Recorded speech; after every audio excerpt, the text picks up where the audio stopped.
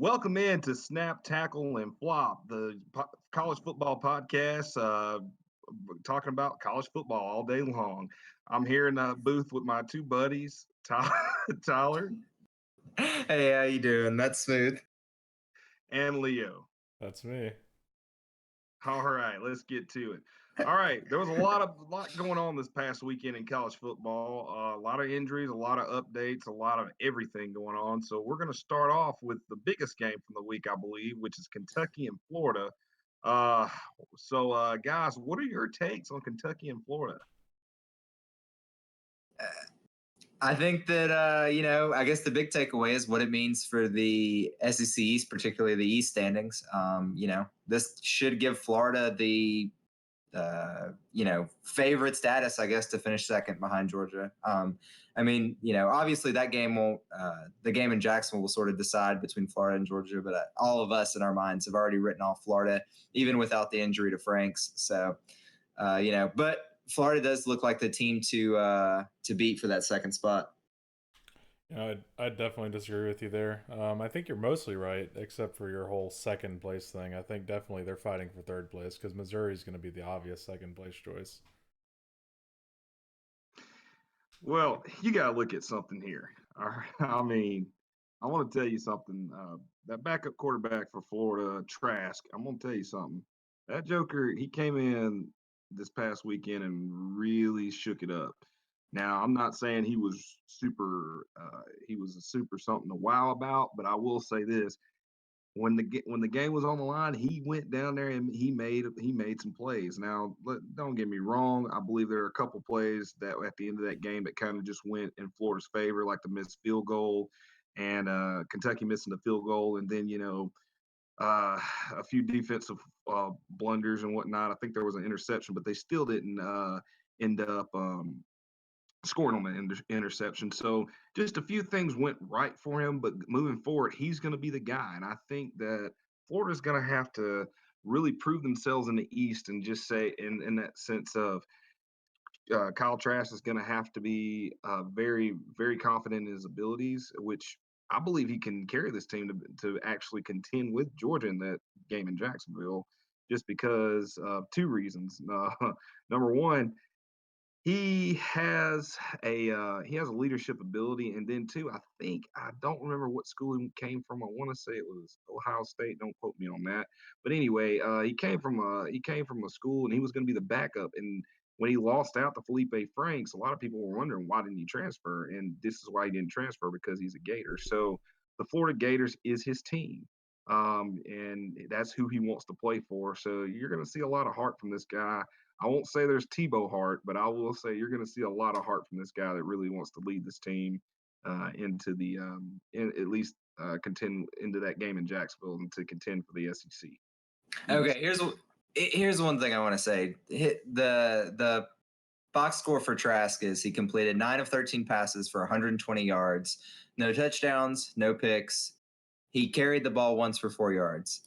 And Florida had 2 touchdown drives at the end of that game. First to give the Gators a 1-point lead, then to extend that to an 8-point lead. On the first touchdown drive, 2 huge penalties pushed Florida down the field. And that really bails out Trask, takes the pressure off him when Kentucky's just going to give him that much ground. And then on the very next one, a run for 3 yards, a run for 1 yard, a run for 76 yards. So Trask could be good, but nothing nothing in that game necessarily shows you that, I guess I didn't see anything in that game that necessarily suggests that, Trask is going to come in and save this team or be any better than Franks was, if that's what people are thinking. Yeah, definitely nothing to say he'd be better than Franks. I mean, if anything, we just saw at least stability come out of there with him coming in. Well, that kind of poses this question: do you think that Kyle Trask is a better leader, not necessarily as far as play wise, just a better leader in that Florida offense than Felipe Franks? No, I don't, because I think it's huge how much the team is behind you. And say what you want about Felipe Franks, and we all have our own opinion of him. I think the team was really behind him. I think the only thing to take away from how Trask performed in the game versus how Franks has been, in previous games and throughout his career, there's the chance that a simpler playbook, Trask, maybe doesn't have the same confidence Franks does, and maybe that leads to less interceptions, less risky decisions. If Trask plays more conservatively, just plays to allow the team to win the ball around him. But I agree with Leo. I don't think you read too much into the leadership thing. That's the only takeaway there is maybe Trask takes care of the ball better, but maybe also less experienced. Maybe he turns the ball over even more. Maybe he wins him over. I guess I will agree on that. I will agree, but I disagree on this point. As far as play wise, I will agree. I feel like he's not going to be as good of a player as Felipe Franks was. But I will say this. Now, no knock to Felipe Franks, and I respect him, but the problem I see is there's a lack of discipline there. So I feel like Trask may rally the troops there and try to help the team to be a little bit more disciplined. And maybe he's not a great player, maybe he's not Tebow-esque, maybe he's not a Felipe Franks can fill his shoes all together, but I do believe he's going to be a better leader just in the sense of kind of, keeping Florida focused heading into the SEC grind here coming up in a couple of weeks. And it's just going to be a different offense with him being under center, I feel like. And Dan Mullen's going to have to really, really trust him to really kind of, carry them the rest of the season. I think through the experience, he's going to get better and he's going to make a whole lot of noise. And then in the SEC game in Jacksonville, I'm going to tell you, it's going to be a good one to remember. Okay. Keshawn and discipline and his belief in the largest outdoor cocktail party being a good game. Hey, man. Hey, it's a good game. Well, moving to the next topic on the list, we've got Miss State and Kansas State from last week. So, guys, y'all want to take a helicopter ride real quick on this? What are y'all's takes on this? I mean, I'm just saying I called it, 5-time national championship winner Chris Kleiman going down into Stark Vegas, seeing the mighty boys in the SEC. He doesn't back down. He's been there before. He knows it. He has won national championships. That's what the SEC is all about. And he took down them dogs. I mean, okay, I'll give it to you. Leo. You won. Okay, I get it. But I will say this. That game tells me one thing. Mississippi State may not have been as good as we thought they have been. And then, too, Kansas State is just a little bit better than we thought they would be. However, I do agree with you that the coach out there, he knows how to win and he has a hunger for winning. But the problem, I'm going to kind of go and as a caveat and say, hey, Kansas State's in the Big 12. I don't think they're going to be able to really contend with the top teams in the Big 12. Sure, Texas maybe, okay, and then Oklahoma is everybody's chasing second right now. But even still, I'm not really sold that Kansas State is a good team. I just feel like they showed up in Starkville Saturday and wanted to play football, and Mississippi State just didn't take them as serious. In that game, Mississippi State lost 3 fumbles and threw an interception. And if I remember correctly, I think Kansas State ran a kick or a punt back for another touchdown. So I don't know that. Here it is. 100-yard kick return. I don't know that Mississippi State looked better during long portions of that game, and Mississippi State also looked much worse during long portions of that game. Kansas State, a little more stability there, although Kansas State, had problems of their own, which is the reason they couldn't pull away from Mississippi State. They won by 7 points only. I don't take too much into this. I think that Mississippi State has some growing pains, and especially the backup quarterback having to come in there. Hard to read too much into this for me. just an ugly game for long portions of the time. So I understand if people gave up on it. I mean, again, like you just said, it's just really, like you said, mental errors. I think that's really what's causing. That's really what caused Mississippi State to fall in that game. And I wouldn't try to read much into it, but like you said, I wouldn't try to read much into it. But hey, they got it. They better get it figured out because it's about to head into some really tough games here coming up in the coming weeks. And if they don't, they could actually be sitting in seventh in the West. So who knows? To be continued on that. Do we, All right, let's move into the SEC game of last week, Alabama. So Alabama and South Carolina, thoughts? Wait. Leo, did you have something you wanted to say about Kansas State? Did you want to defend your boy? I was going to ask if either of y'all think either of those teams will be ranked anytime this year. This year? Oh, I'll put it this way. Kansas State has the best chance of being ranked. I do believe they'll be ranked 25th, maybe, when it's all said and done. Maybe they might get a ranking in there in between time, but I don't think they'll be ranked higher than probably. I give them at a high 17. Would y'all pick Kansas State to win at Oklahoma State next week? Yeah, I would. I can see that. Then I would say yes. If Kansas State wins that game, I think so. 4-0, I think so. Sure. Yeah, that's fine. If I remember correctly, looking at the Associated Press poll, I think Kansas State is one of the teams that's just on the outside right now. Maybe the team that's just on the outside. So, I think Kansas State will be. Alexa wanted to chime in, but she also doesn't know. But yeah. So moving into the Alabama South Carolina game last weekend. Thoughts, guys? What'd you think? Well, for the record, this is Leo's rooting interest of the week, so we'll let Leo start off. Again, no rooting interest ever. Completely unbiased. So I think before we get into the negatives, and there were plenty for the people who were rooting for Alabama, I think we should definitely talk about Tua and his outstanding performance. Although a lot of those pass yards were on a sort of screen/slant type plays. He was very efficient. Got 5 touchdowns. Got a passing yardage record. Looked pretty good in all regards. The receivers look great, and Najee Harris looked great. That's about all we have for good. Look great. What's that? When are the receivers not going to look great? Hopefully never. Hopefully they always look great because we need them.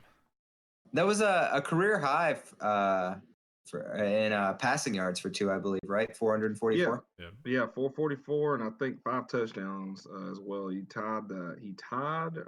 think he tied the highest touchdowns and passing yards in the game. Yeah, I think Blake Sims got 5 touchdowns several times. I think they've all tied that several times.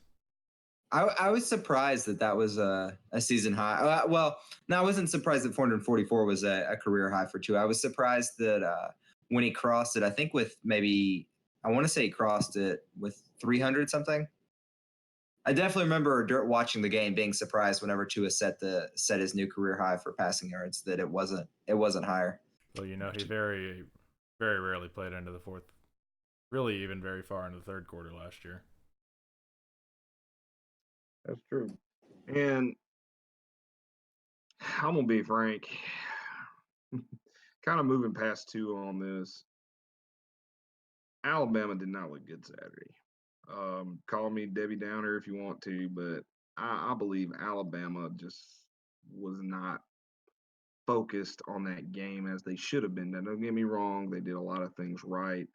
But the defense, we know that there's been a lot of injuries at that position, but I'm a little worried right now as far as how Alabama is going to be able to defend teams like LSU, Auburn, and if they get to the SEC championship, possibly Georgia or someone in that caliber.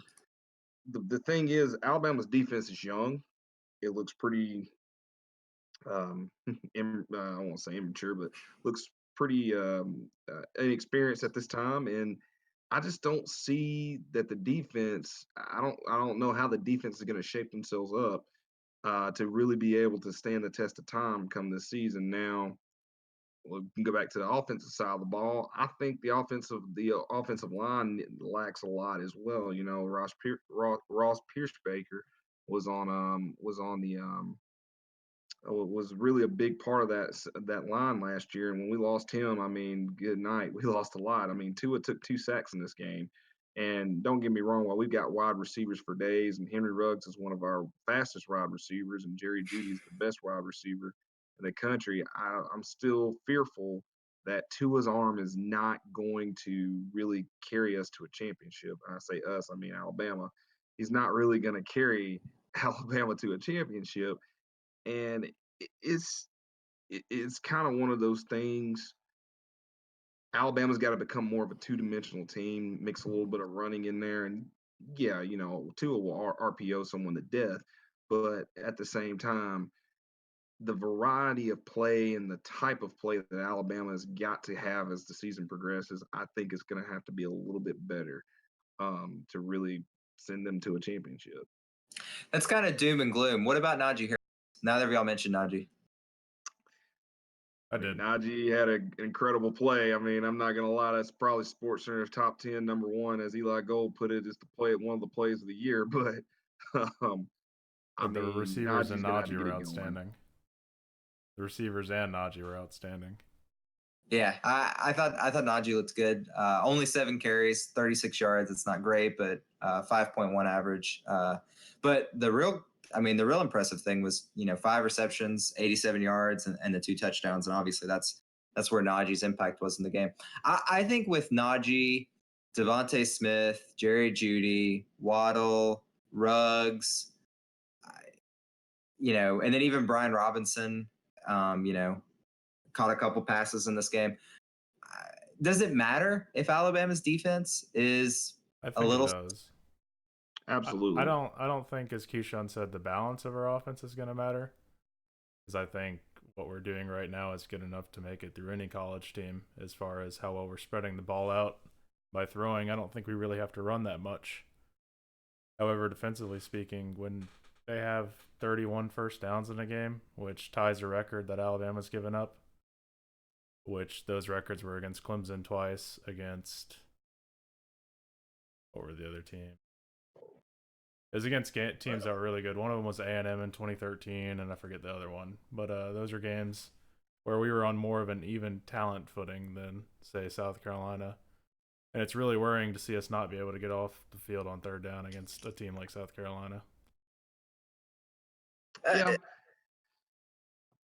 To be clear, I mean, with this Alabama offense, those sorts of records are going to start to fall. Even the ones opponents have, just how many yards opponents get, just by the nature of the fact Alabama's offense is scoring and moving the ball, and because of that, opponents are going to have to be aggressive, like South Carolina was on Saturday, and they're going to have to play all out. They're going to have to be risky and go for it, and they're going to have plenty of drives, and they're going to have plenty of chances to try to score and move the ball. So, I'm not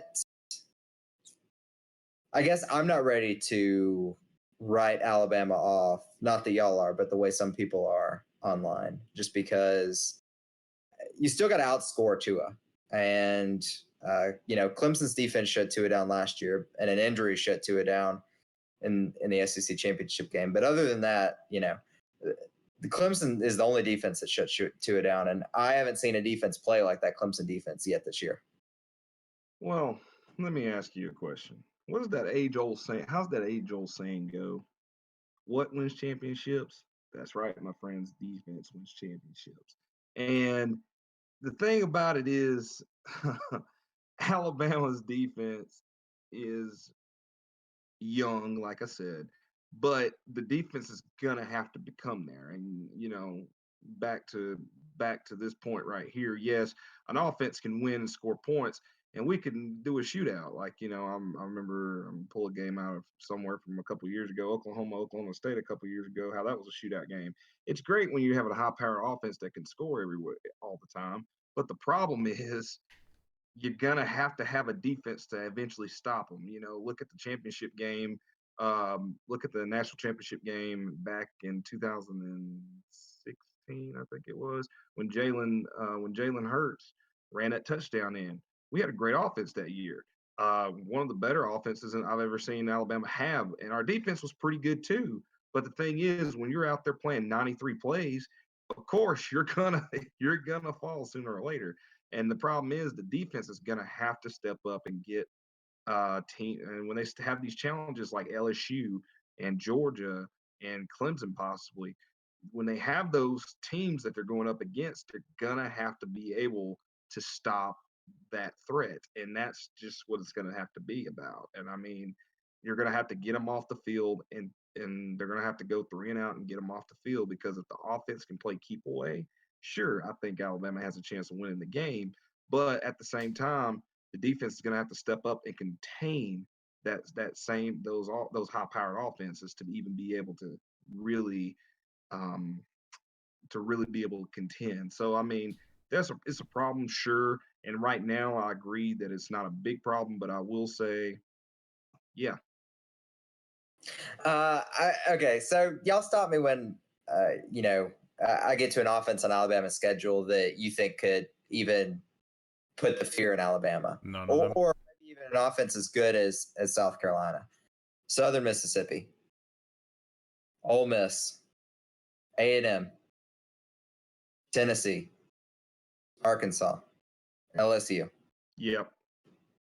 Okay, so Alabama's defense has 1, 2, 3, 4, 5, 6 weeks to get right, and then after LSU, I'm assuming the next test is going to be the Iron Bowl at the end of the year, and then obviously if that's still in play, you don't think Auburn's offense is scary? No, I don't think that's the Alabama? next test. I think the next test will be Mississippi State. Oh, you think Mississippi State, the team that we just talked about, turning the ball over against State, you think that'll be a team that could test Alabama's defense? I've said it once and I've said it many times before. November, the games you remember are the ones in November. Really, you came up with that? Yeah, I didn't come up with that, but still, I've said this one time before. The games you will remember are always in November. And the thing about that is, uh, that Mississippi State, sure, okay, they lost to Kansas State, but that was a good Kansas State team. And like we just both said, that we think they're going to be ranked here in a couple of weeks, pending a win against Oklahoma State. So Mississippi State's got time to get right. I don't think they'll win against Alabama, but I think they're going to pose Alabama a threat, just like because they're in Starkville. Do we know? Do either of y'all know how to make a Wikipedia page? I want to make sure Keshawn gets the credit he deserves for that. I don't want credit for that. I think I'll give credit. I will give credit to someone else.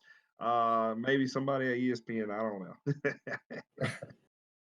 No, I really don't think the defense is going to be an issue until, well, if Auburn does their usual magic bullshit on that weekend, maybe that'll be a problem. But other than that, I don't think it'll be an issue really until the playoff. I mean, I don't know what he was doing, but anyway, I think Georgia could potentially be a problem, but I'm not as worried about them because I don't think their offense is going to be as much of an issue as potentially in Oklahoma or, of course, inevitably Clemson. What are y'all more concerned about? Y'all keep talking about the defense. Are you concerned about Alabama's inability to stop opposing quarterbacks, or when teams run the ball, or both? When teams are good at third down conversions and can extend shit to go for 96 plays or 85 plays or whatever in a game. I'm going to say run the ball right now. South Carolina ran through us like crap through a tin horn. And, I mean, it's one of those things. I'm not necessarily pleased the way that we defended that, but at the same time, we contained and we outscored. And yes, we did get them off a couple of times and we caught them off guard. Actually, we had one play that went our way that I think changed the momentum of the game when that fourth down um, holding call on South Carolina Saturday when they ran that when they ran that in for a touchdown, but it got called back. The I fake think field that goal. yes, How field about goal. the fake field goal? Yes, I'm sorry, fake field goal. I apologize.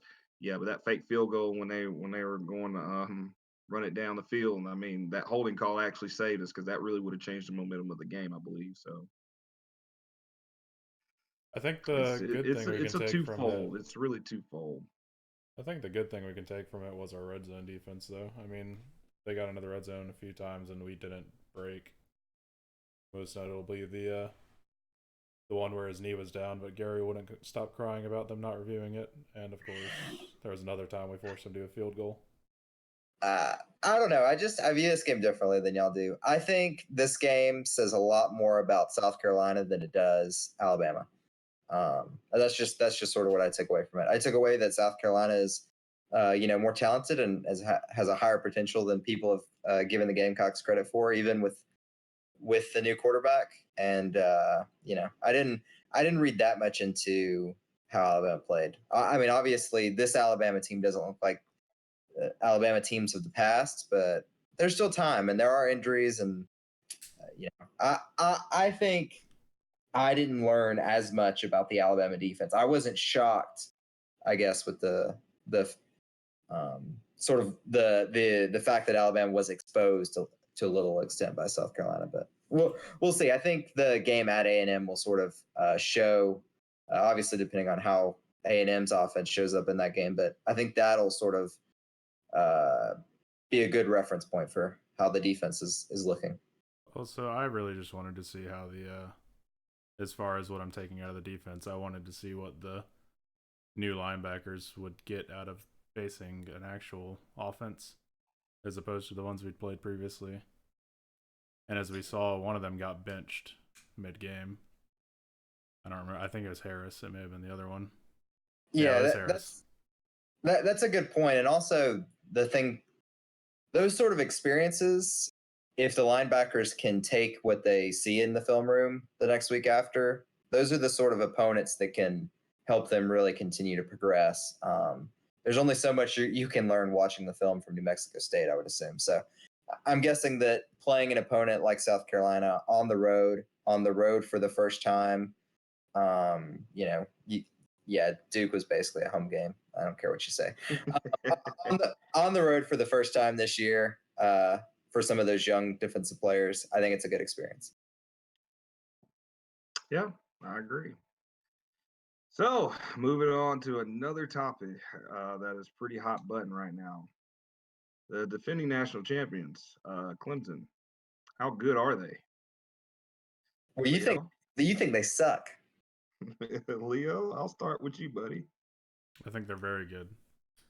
I think right now the only thing we have a better version of is our receiving core and our quarterback. But maybe I would like a to add that I secondary. think Clemson is good. I think we maybe have a better secondary, but they're much more put together as a whole defense. They have a much better defensive coordinator. Their offense is still great, and Trevor Lawrence is still probably going to do some magic. Their running back is better. Their running game is better. But yeah, I would say Clemson right now is better than Alabama even. Dabo has more fun phrases. Dabo does have a lot of fun phrases, and he's pretty entertaining. But yeah, I'm a little salty against Dabo. I'm not gonna lie about that. But Go ahead, share your thoughts. You think Clemson is trash? Go ahead, say it. Yes, I do. I'm sorry. Maybe it's because I'm just I'm a biased person when it comes to football and conferences, but the ACC is such a weak conference. And Clemson in themselves, yes, I'm about to get a little angry and go Stephen A. Smith right here. Clemson in themselves are not that great of a team because we don't know who they can play. Look who they play. They played daggone Wake Forest. They played a terrible Syracuse team. And I'm sorry, Syracuse lost to Maryland, got ran out the Stadium to Maryland. But at the same time, Clemson we don't know who Clemson is. Yes, they have some great plays, but they're not playing good competition. Texas A&M held them closer as the closest team to date that has held them in the this year. I mean, yeah, they scored 24 points. Did they play a great game? Sure, I'll say they played a great game. But the problem is that we don't know what Clemson is. Clemson, to me, isn't a great team. You shut down NTN. Okay, Trevor Lawrence isn't throwing that great. He looks pretty bad. He's got 5 interceptions, I believe, already on the season, and it's just week 3. Come on now. I mean, you So can't be a dadgum one of the better quarterbacks in the college football and throw 5 interceptions. Yet you have other quarterbacks that are doing better. We'll leave that for a little bit later here in a minute. But the point of what I'm trying to say here is Clemson is not that great of a team. Yes, I believe they're a top team. Yes, I do believe that they should be in the top 10. But no, I do not believe Clemson is just that good.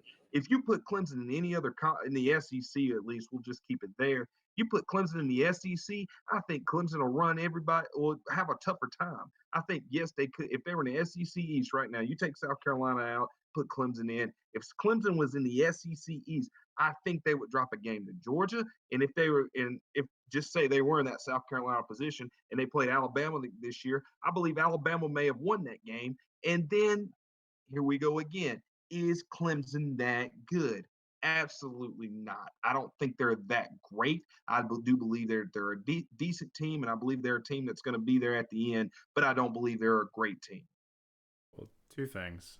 Quote Keshawn from earlier in this exact podcast: "What wins championships? Defense. And their defense wins is outstanding. I will agree their offense doesn't look as good. And I will also say that I don't think this team is as good as it was last year. I think last year they had those 3 top 2 round NFL draft picks or whatever on the defensive line. So I think we do have that going for us if we play them, as far as not having to deal with Tua getting sacked every other play. But I also disagree with you with them dropping a game to Alabama. I could see them dropping a game to Georgia, but if they played that same game that we played against South Carolina, they would have beat us. Clemson has better third down has a better third down defense by percentage than Alabama. Clemson has allowed opponents to convert 15 of 51 opportunities. Alabama, for reference, has allowed opponents to convert 15 of 45 opportunities. That's 30th in the country right now. My point being is Clemson, if Clemson plays competition, I believe Clemson will actually hit metal. And by that, I believe there will be a lot of teams that will play them a whole lot closer. Okay, I'm going to say something pretty biased here, but if Clemson had to play Alabama's schedule here, I believe that they would have a couple losses on that schedule. Not necessarily that the teams Alabama plays that are hard.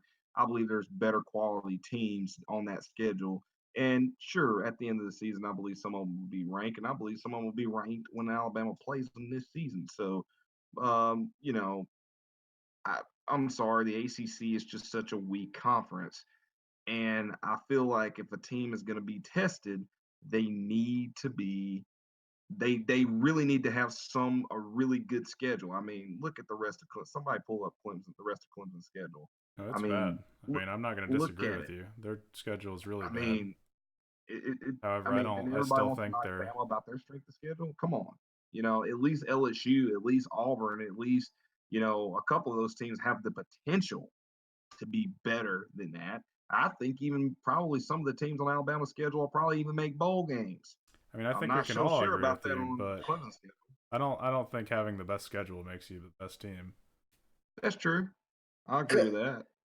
Clemson's also allowing, just to keep chiming in on defensive stats, Clemson's allowed 3.79 yards per play so far this year. Alabama has allowed 4.43.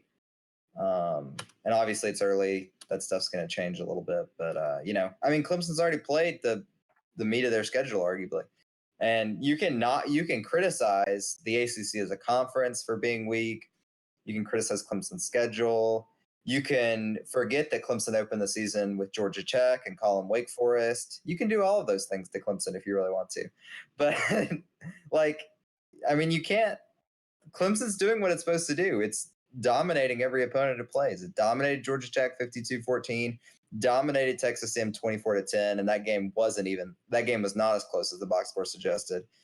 Beat Syracuse at Syracuse 41-6. Well, I guess what does Clemson have to do other than Trevor Lawrence throwing a couple less picks? What does Clemson have to do to prove that they're arguably the best or the second best or the third best or the fourth best team in the whole country? I guess I'm going to say it this way. When we get ready to get down to the playoff, of course, Clemson's going to be ranked pretty high. I'm sure maybe 2, number 1, something of the sort. We'll figure it out when it gets there. The problem, what I think they need to do is play better quality opponents. And I say that the same for Alabama, play better quality opponents, because so we can know that when the time comes, we'll have the 4 best teams in the playoff. Now, hold on. Let me say this. Clemson's basically going to have, I can't count that high right now. I'm going to just say 8 to 9 bye weeks before they play a quality opponent. The rest of their schedule is like bye week after bye week. Clemson, when they get ready to go play in Alabama or Georgia or some type of team in the playoff, they're going to be rested. Then you look at an SEC team like Alabama last year, who played Georgia in the SEC championship, then had to then played Oklahoma. And don't get me wrong, Oklahoma was a good team. I don't think they were near as good as they are this year, but the principle remains. Bama had a grind in that last month of football. Clemson just basically walked in. They're just like, okay, I'm going to prove.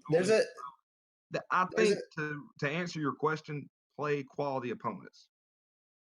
Okay, Clemson did what it was supposed to do in the non-conference. It scheduled A&M and it scheduled South Carolina. I'll give you that. Two Power 5 SEC opponents. You're criticizing Clemson largely for the ACC, which is something that Clemson really can't help. And another thing, oh my gosh, I don't know what else. I don't know what else you want from Clemson. I didn't expect to have to defend Clemson today, but I don't know what else the Tigers could really do about this. Unfortunate. It is that he's deciding he's going to the playoff.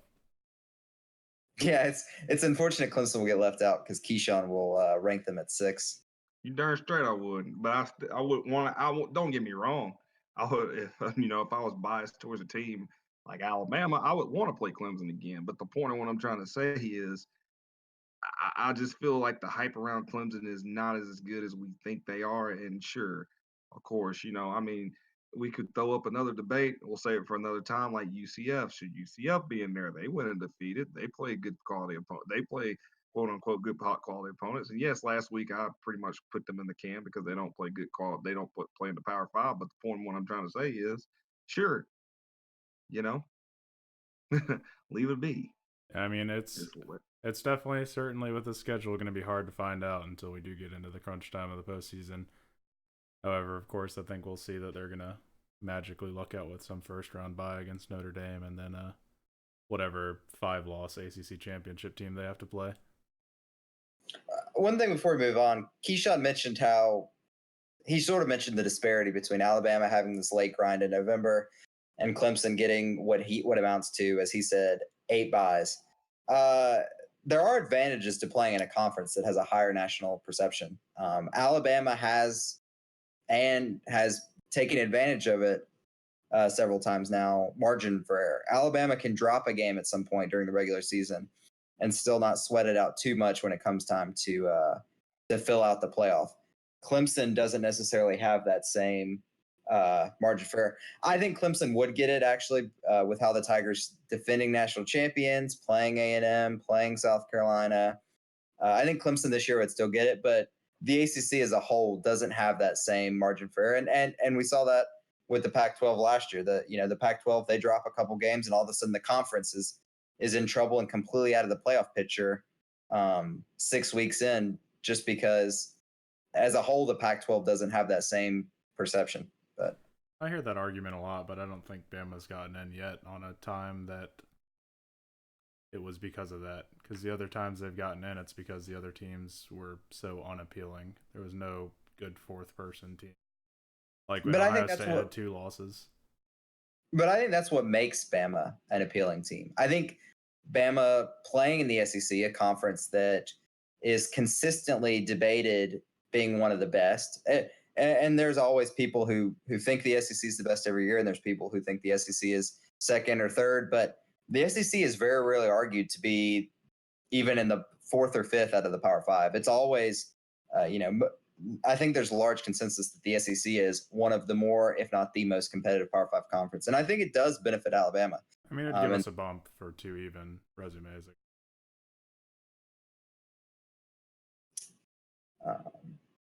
Moving on to keep the discussion going, to give Keshawn a chance to bash Trevor Lawrence some more. Let's talk about how the Heisman race is shaping up. Do y'all have candidates that y'all are excited about right now, or that y'all think sort of have taken control of it yet? Yeah, I got one, and he should be the front runner. And honestly, there should be no others. Jalen Hurts. Listen, guys, that guy right here. I'm gonna be honest with you. Jalen Hurts to me is such a class act on and off the field. He embodies what the Heisman spirit really, really is. And to me, I mean, he's going around. He's gonna do what he's got to do. He's gonna make it. Now, do you actually believe this, or are you just saying he's just this? a front runner. That's a good point. Do you believe what you're saying, Keshawn? Yeah, I believe what I'm saying. Leo, do you have an opposing view on the Heisman race? Do you have another front runner? Well, I was trying to find the definition of the Heisman Award to kind of see what it goes to, but I kind of laughed at this. Here we go. The Wikipedia says awarded annually to an offensive player, which is certainly not a requirement, but it is mostly the case. Of course, aside from Charles Woodson. Should say offensive player, I mean quarterback. Yeah, basically. Unless a Stanford running back is up near the top, then an Alabama running back will surely steal it from him.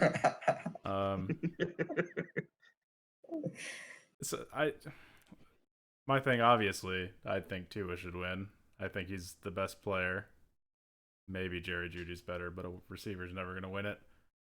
I definitely think Tua's better than Trevor Lawrence and Jalen Hurts, who are the other two that are in the conversation, really, if we're being honest. I forget what I was going to say. But I think Jalen is going to win it, is my thing. I looked at a couple polls today, and there's a consensus top 3 in the 2 polls I looked at. Hurts is 1 in both, 2 is 2nd in both, Joe Burrow is 3 in both. After that, you get some combination of Fields and Jonathan Taylor, the running back from Wisconsin. So maybe they are dropping on Lawrence. That's way down. Trevor Lawrence is way down. Trevor Lawrence's stats for the year, and then Keshawn can drag him after I finish. He's completed 60.8% of his passes for 831 yards, 5 touchdowns, and yes, 5 interceptions. Mm-hmm. He also has 3 rushing touchdowns, but only 55 yards, so it's been pretty short stuff for him on the ground. Trevor Lawrence, come on, son. I'm sorry. My point is this. No, sorry. Trevor Lawrence, great guy. I mean, I'm sure he's a good person in the community. I'm sure he's one of the better quarterbacks. But let me put it to you this way: there are better competition out there. Tua, I believe Tua's second man up. If you gave me a top 3 right now, who I think would end up in New York, gonna be Jalen, gonna be Tua, gonna be Trevor Lawrence. But let me tell you, of that, it's gonna be probably, let's see, 60-40, or excuse me, 60-30 and 10. Meaning Jalen's gonna have 60% of the votes, and Tua would have 30, and then Trevor Lawrence would have 10. I just don't think Trevor Lawrence can compete with Tua and Jalen as far as like a Heisman quote unquote quarterback. now, are really a player. Excuse me. I forget this is not a quarterback award, but it seems that way. Anyway, the point of what I'm trying to say here is Jalen to me is a better quarterback than Tua. And I will say, I mean, we can pull out a lot of things while we think that, but I will say Jalen Hurts, if you were going to say who's going to be, if you gave out the Heisman today, Jalen Hurts to me wins head to head against Tua on the Heisman Award. So why did the best coach of all time bench the better quarterback? Well, okay, I But the understand your worst one. point, but why did the best play? Why one of the better players of this generation come in and win a championship game for a And team? why was our offense stagnant with the best quarterback of all time, and then we put in the second best quarterback? Okay, well, there's a couple different things there. I do want to interject. Jalen Hurts is a much better fit for the offense Oklahoma wants to run Oh, absolutely. than the offense I think Alabama wants to And run. the defense they play. Especially once Lane Kiffin moved on. I think that more than anything had a big impact on Jalen Hurts' lack of progression in year two. Also, I just want to mention the current odds via Westgate as of this week. Tua 2-1 odds, Hurts 4-1 odds, Lawrence 7-1, Fields 8-1. Everyone else is 20-1 or higher, I believe. Well, you can wrap it up. Joe Burrow 9-2. You can wrap it up, put it in a bow, give it to my boy. Give it to my boy Jalen. I'm just telling you right now. What's gonna go to him? It's a popularity contest. I mean, to me, Jalen Hurts. Okay, sure, Big 12 is good conference. Don't get me wrong. I think too. Don't get me wrong. I have a little Alabama bias in me as well, but I will say this. I would want, Tua to win that. But the key of what I'm trying to say is Tua is not doing what Jalen's doing, and Jalen's off in that offense is thriving. You said it yourself. If Jalen would have stayed and Lane Kiffin would have been here, I think Jalen would have been the best QB that Alabama ever had. Who'd have been Tua? My point. But the key is what I'm trying to. But the key about that is Tua thrives in our offense. Jalen doesn't. It depends on the team. Lincoln Riley makes good quarterbacks. I think Jalen just wins. I just think Jalen would win outright on the Heisman. Just for comparison, I pulled their stats earlier. Jalen's completing 80.3% of his passes. Tua is at 76.9. Although Tua has attempted 30 more. Tua's got over 1,000 yards. Jalen's got 880. Tua's got 3 more touchdowns. They both haven't thrown an interception. Neither has Fields, for the record. Everyone else has thrown at least 2. But Jalen's got 38 carries for 373 yards and 4 touchdowns. And Tua has 36 yards and 1 touchdown. And I think that's that will probably be the difference maker. It is kind of an eye-catching stat that if these numbers are right, I think Jalen's he has maybe 12 incompletions and he has 9 touchdowns. Total touchdowns, he has 13. But so more total touchdowns than he has incompletions is kind of a cool stat that Jalen's Heisman candidacy has going for it. Jalen is obviously the Geno Smith September Heisman Award winner, no matter how he finishes the month. I think he's locked up the Geno Smith September Heisman Award. Not to be confused with the Jeremy Johnson preseason Heisman Award. Oh my God. I think it's going to be close. None of us mentioned. I currently would have Jalen number 1 as well. None of us mentioned Joe Burrow, who's also getting a lot of love. Is that? Yeah. So none of us really believe that that's the real Joe Burrow. 83% of his passes, 11 touchdowns. None of us really believe that's going to sustain, right? I'm sorry. LSU to me is such a quagmire. I mean, sure they're good. Sure but it's September, like we just said, guys. I mean, someone's using the word of the day calendar. Yeah, you're right about that. But I think moving into the meat of their schedule, it won't last. So Okay. Yeah. Do we think Joe Burrow has a shot to be a finalist, to be invited if they invite 3, 4, 5 guys, or do we No. think? Okay, so we think it'll probably be, as of today, finalist wise, at least Jalen, Tua. Do we think Fields, Lawrence, and Taylor are the other 3 most likely candidates, or? I think it's most likely to be Justin Fields based on what we're seeing, but I could see Taylor having, or not Taylor. Well, Taylor, if Fields doesn't do really well, if neither of the quarterbacks do really well, and then Trevor Lawrence if he randomly has a good back half of the season. I think if they bring 5, I think Taylor's probably a lock. Hasn't really done anything. Yeah. Hasn't really done anything too impressive at this point. Only got 237 rushing yards, 5 touchdowns, 6.8 yards a carry, and then 3 receiving touchdowns on only 5 receptions. I mean, it's, Taylor did this last year. He's electric. He can score points. He can rack up the yards. But Wisconsin hasn't played anybody yet, and Taylor's only played in 2 games, so it's early. But I think just his body of work suggests that Taylor, out of all the running backs, he has probably the best chance to have the box score totals that a Heisman running back needs to get invited. So I think he'll stand out and get invited. And I think, do you think it could hurt Trevor Lawrence that he's not going to have those high profile games down the stretch that tend to become those quote unquote Heisman moments? Not if he puts up the numbers he should be putting up with how much they anointed him as the next king in the offseason. The media obviously loves him. So you don't think the struggles early on, because no matter what Trevor Lawrence does the rest of the year, his box score numbers, they're unlikely to be as impressive as Tua, Hurts, or even Burrow, unless those guys majorly fall off down the stretch. His completion percentage is 60.8 right now.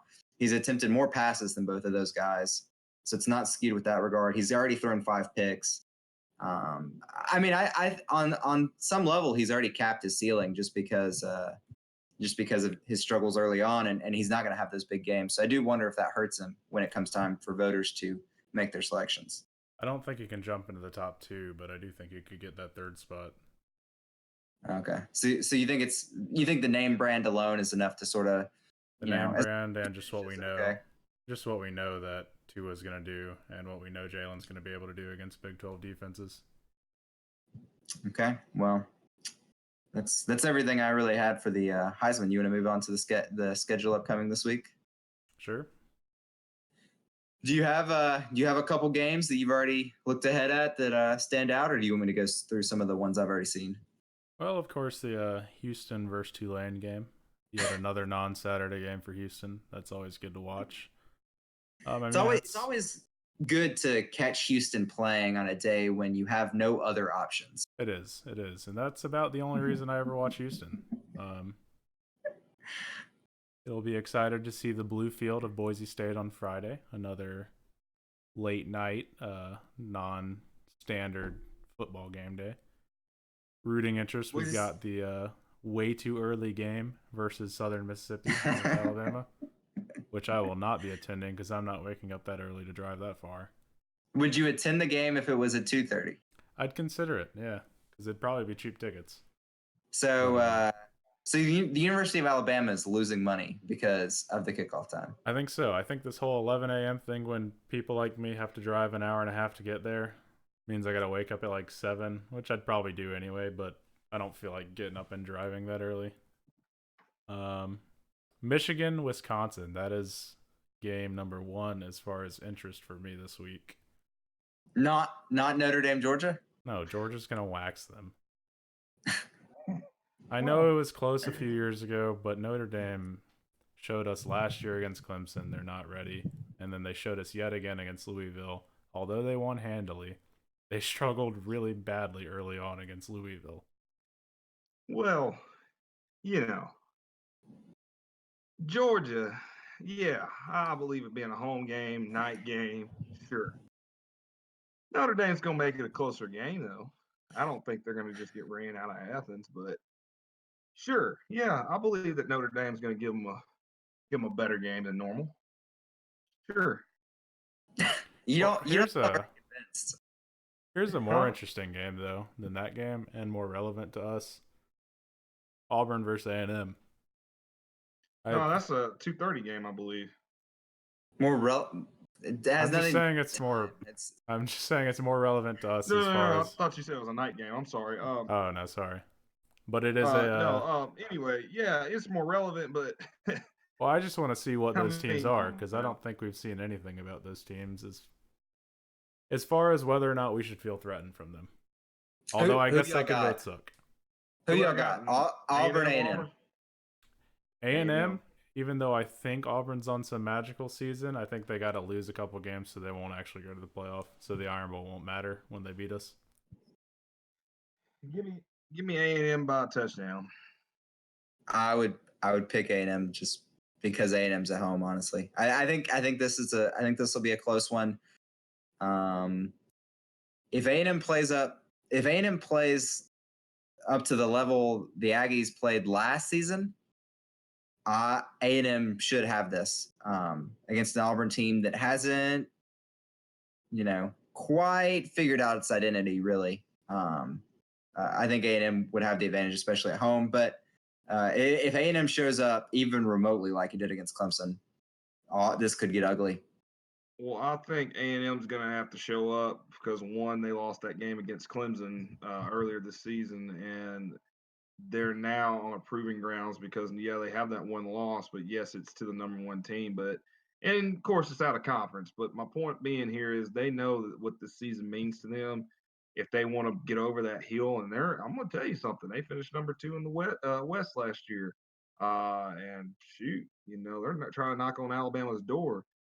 So I believe that, Auburn's going to just be that test to them that, really proves that, okay, yeah, we're in the SEC. Yeah, we beat Texas State and, some other little peewee schools, but we can contend with the big boys. So let's go out here and win against an SEC opponent in Auburn. So I do believe Auburn's going to get lose Saturday, but it's going to be a close game. To double back, I agree with Leo. I think Georgia. I don't know that I would use the word wax in my prediction, but I do think Georgia wins pretty handedly. I think other than Auburn, A&M, I think the second best game to watch this weekend for competitiveness and playoff, sort of implications might be the Michigan-Wisconsin game, like you said. Yeah. You started off. Camp Randall. Been up there a couple times. Went to a couple games there before, but we'll say this: Wisconsin, to me, they always kind of start off hot. At least, in the last years of late, they start off pretty hot. I do believe they'll get a win over Michigan just because Michigan's not playing up to Michigan standards. But no, I don't think Wisconsin's going to be that great. So wait, you think Wisconsin will beat Michigan, but they're not that great? So both these teams are going to be irrelevant down the stretch? I do believe they'll be irrelevant down the stretch. The big team to watch out of the Big Ten is going to be Ohio State. Playing the mighty Miami of Ohio this week. But my point, my problem with it, some would say that's the real Miami. They're close. No. It is a very close call this year. But here's an interesting game I want to get y'all's take on. We have the Huskies of Washington, ranked number 22, visiting BYU, Brigham Young. This was on my list. BYU is going to send that game to overtime. The Cougars love overtime this year. Yeah, do you think they can do it again? I think they can. I don't know if the game will go to overtime. I certainly hope so. But I think BYU can beat Washington. If BYU does pull this upset, what does that say? What does that say about them? Should they, I don't know, contend this season? No, they had a bad game against Utah. Wait, what does contend this season mean? Like finish strong and finish ranked, or like even be considered for a playoff spot? Considered for that 5th spot. No, they don't. They're gonna have to do a lot because they lost to Utah pretty bad. Utah, who could also be in the playoff They implications. could, yep. And a lot of people were saying they would, but did Utah lose? Or are they still undefeated? Utah is still unbeaten. So BYU beat Tennessee, which currently looks bad. BYU beat USC, which currently looks good, or at least okay. Plays Washington. Then the Cougars get Toledo, however you say it. South Florida, Boise State, another quality game. Utah State, Liberty, Idaho State, UMass, and San Diego State.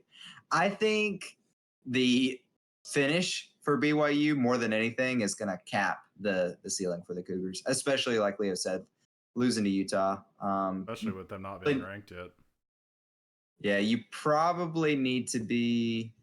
Utah was ranked when BYU. No, US or BYU's not ranked yet. That's going to be a hard climb. Correct. I know the CFP yes. would be different, but I mean, still. Correct. I think BYU, assuming BYU just beat Washington, then ran the table, including beating Boise State. I think BYU is going to finish in the typical spot UCF is, 15, 13, 12.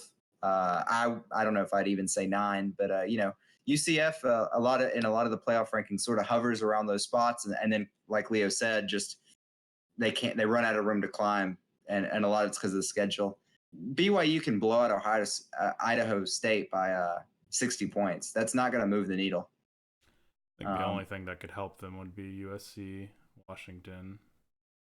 and Washington ending up really good at the end of the year, but they've already kind of struggled. So those teams surging would help.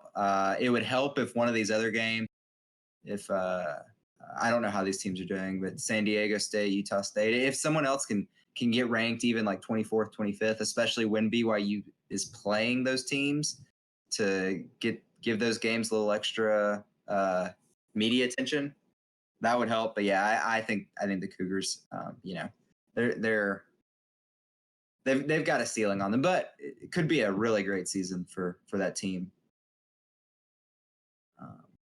Let's see. There was one more game on my list that we didn't get to yet, and I don't know if y'all overlooked this game or maybe y'all don't care as much as I do. For the second week in a row, I'm really interested to see the Florida game. They host Tennessee this week. I'm going to be very honest with you. That game could be a trap game now, just for Florida, just because Tennessee's got to win. They know they have to win. And I'm going to be honest with you. With the backup quarterback, Kyle Trask, I think he's going to be able to handle Tennessee. I'm not so convinced that this game is going to be good as much as I'm convinced that Tennessee is going to show up to the game. So, yeah, it has the potential to be a good SEC matchup, but give me Florida. 14 points, 2 touchdowns. Yeah, I'd give it to Florida as well, mostly based on where it's going to be, which is at Ben Hill Griffin down in Florida, which is one of the hotter stadiums in the world, especially with mid-September game. I definitely give it to Florida. Do y'all think it'll be interesting? I'm interested. I think it has the potential. Mainly because with Florida having the change at quarterback, which we already talked about, I think it'll be interesting. I don't think Tennessee is gonna hang around too terribly late in this game, but I'm not convinced Florida's gonna blow them out. Not with a new quarterback under center, and not with that offense in general. No, I mean. You can look at it any way you want. Florida's a better team than Tennessee. Tennessee might try to upset, but if Tennessee upsets them, okay, we'll chalk it up. We'll throw the other two. They'll throw the 2 losses that they have at the beginning of the season out. But let's be reality here. Tennessee ain't getting past Florida.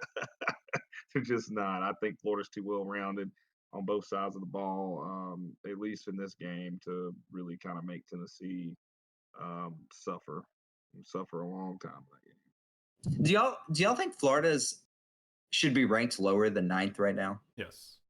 Absolutely. I will say this. I believe Florida could probably be around about 17th, 16th in the rankings. Maybe not even that high, but they could easily have 2 losses given the way both of those close games went.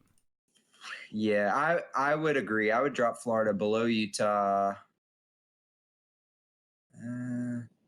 So y'all dropping below Michigan? I don't Yeah. know. Below Maybe. below Yeah, I would. Texas, Wisconsin. I'd drop them below Texas and Wisconsin, but I'd also have Michigan down there. So I'd put UCF probably up towards like 11 though as well. Would you have UCF above Florida? Yeah, I think Keshawn? UCF would beat Florida. UCF above Florida? Yes or no? That offense is good As enough. much as this pains me, yes. Okay. I agree, actually. I think UCF has done more so far. I'm going to need to see Florida do it against, and Tennessee isn't going to change my mind either. If But of Florida course, blows out Tennessee, If Tennessee was 3-0 walking into this game, I would be more impressed. No, I just don't. I don't see it.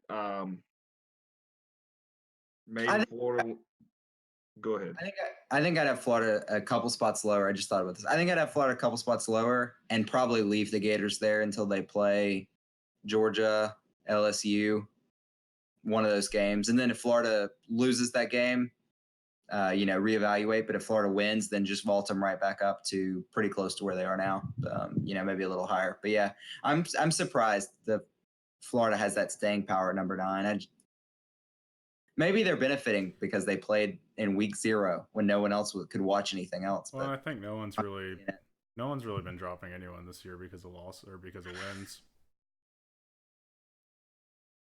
That's true. yeah, but it's just I don't know. Seems weird to me. Seems weird that the Gators are sort of staying there. They seem like one of the weakest number 9 teams that I've seen in a while. Yeah, it's strange because I think everyone in the world thinks that they're not worth high, yet somehow the AP voters do think they're worth that. It doesn't too much matter until the playoffs. I think that playoff ranking committee the selection committee ranking. So Yep. we got a long time for that happens. So Yeah, rankings are stupid at this point in the season. Do we have anything else we want to talk about? I don't think no, so. I mean I think we covered everything as far as it goes. Again, this week we got a pretty decent slate. I think we'll just highlight the game Notre Dame and Georgia. We're gonna find out a lot about those teams this week. Mostly, I think this is gonna be the first real test for Georgia. I think this is gonna be Notre Dame's chance for redemption after that Clemson game last year. So, I mean, my biggest take on that is Notre Dame gets the win. I think they should be able to say that they can get back to playoff. Georgia gets the win. Well, they're just proving everything that we known to be true about them. Yeah. All righty. I think that's it. Yep. Yeah. All right. Peace.